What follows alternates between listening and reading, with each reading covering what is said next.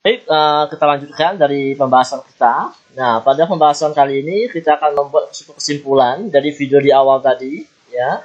Nah, itu yang kita bahas mengenai 4 indikator, ya. Yaitu satu, sitoplasma, materi genetik, metabolisme, protein, dan reproduksi. Itu yang membagikan suatu virus itu masuk ke benda hidup maupun tak hidup. Namun, kita mendapatkan suatu kesimpulan, gitu ya. Jadi virus ini masih tetap, ya, tidak bisa kita katakan sebagai makhluk hidup ataupun benda tak hidup. Jadi virus masih di tengah-tengah sini, ya. Artinya dia masih 50-50, gitu ya. Nah, dari penjelasan tadi dari sitoplasma hingga reproduksi dan di gambar bagian kanan ini, gitu ya. Nah, akan kita dapatkan kesimpulan di akhir, yaitu berupa sifat-sifat yang dimiliki oleh si virus. Nah, sifat-sifat virus berdasarkan penjelasan tadi, maka yang pertama adalah aseluler. Artinya apa? A artinya tidak, seluler artinya sel. Nah, virus dikategorikan sebagai aseluler karena di bagian tubuh virus itu tidak dimiliki oleh beberapa organel. Nah, contohnya seperti organel mitokondria, kloroplas, dan lain-lainnya itu tidak dimiliki oleh si virus. Nah, itu sebabnya si virus itu dikategorikan sebagai aseluler. Lanjut. Sifat yang kedua itu berkaitan dengan reproduksi. Awalnya kita bisa mengatakan si virus ini benda hidup, gitu ya. Karena apa? Si virus bisa bereproduksi. Namun ada garis bawahinya.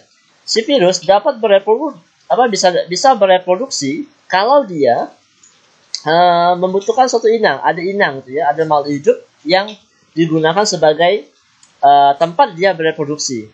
Nah, itu yang menjadi cikal bakal sifat virus yang kedua. Itu virus hanya dapat memperbanyak diri dalam tubuh makhluk hidup. Seperti itu, ya. Nah, jika tanpa makhluk hidup, maka dia tak bisa bereproduksi. Itu sebabnya di bagian tak hidup kita pun memberi centang di sini. Seperti itu, ya. Lanjut ke sifat yang ketiga, yaitu adalah DNA atau RNA. Nah, mengapa sih tadi Bapak nyebutnya DNA atau RNA, dan di sini kita tulis DNA garis miring RNA. Karena si virus berbeda dengan si sel hewan di samping ini, ya, maupun sel tumbuhan, bakteri, dan lain-lainnya. Nah, si virus berbeda dengan sel-sel lainnya karena di dalam tubuhnya atau di dalam kepalanya, kapsidnya tadi ya kita bahas, ya. Nah, di dalam kapsid ini si virus hanya memiliki satu, ya, salah satu saja, yaitu DNA atau RNA. Jadi dia tidak bisa memiliki kedua-duanya. Berbeda dengan si sel hewan, di dalam inti selnya itu terdapat DNA, di mana nanti DNA ini dapat membentuk RNA, gitu ya, pas satu helai. Tapi di virus itu tidak bisa. Itu makanya di sini Bapak nuliskan sifat-sifat virus yang ketiga itu adalah DNA atau RNA. Jadi virus tidak bisa memiliki kedua-duanya. Lanjut. Nah, ini satu ciri unik yang mengapa virus itu dikatakan benda tak hidup.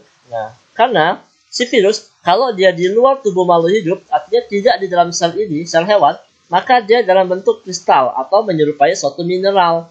Nah, itu yang mengatakan si virus itu masih sulit ya kita kategorikan sebagai makhluk hidup. Karena jika tidak di dalam suatu makhluk hidup ataupun di dalam inang, dia berupa kristal. Kristal itu mineral. Jadi mineral itu adalah benda mati. Nah, jadi disitulah kesimpulannya di video kedua ini. Jadi di video kedua ini kita mendapatkan 4 sifat virus. Yang pertama aseluler, kedua dia hanya bisa memperbanyak diri ataupun bereproduksi di dalam tubuh makhluk hidup. Yang ketiga dia hanya memiliki materi genetik salah satu, yaitu DNA atau RNA. Kemudian sifat yang keempat, ketika dia di luar tubuh makhluk hidup, maka dia dalam bentuk kristal, gitu ya, ataupun berupa mineral. Itu sebabnya si virus dikategorikan sebagai benda mati, ya. Oke, untuk video yang kedua ini sampai di sini dulu, ya. Nanti kita akan masuk ke pembahasan selanjutnya.